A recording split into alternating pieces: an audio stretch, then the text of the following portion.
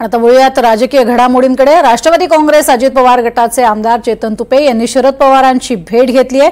हडपसरचे आमदार चेतन तुपे हे शरद पवार यांची मोदी बागेत भेट घेण्यासाठी पोहोचले होते, तेव्हाची ही दृश्य आपण बघतोय। दोघांमध्ये बैठक झाली आहे। रयत शिक्षण संस्थेच्या संदर्भात ही बैठक होती अशी माहिती तुपे यांनी दिली आहे। तर पश्चिम विभागातील ज्या शाखा आहेत त्याबद्दल चर्चा झाली अशी ही माहिती यावेळेला चेतन तुपे यांनी दिली आहे।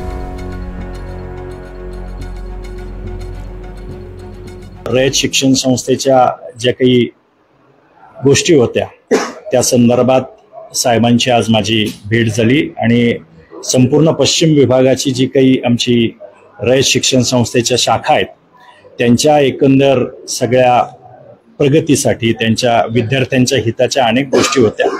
त्या संदर्भात मी आज साहेबांकडे आलो होतो।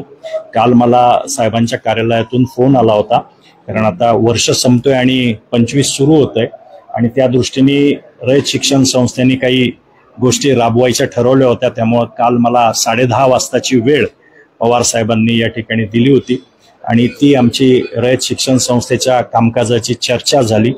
काही निधी संस्थेकडून आला आणि काही सुधारणा आम्हाला शाळांमध्ये विद्यार्थ्यांच्या दृष्टीने करायच्या।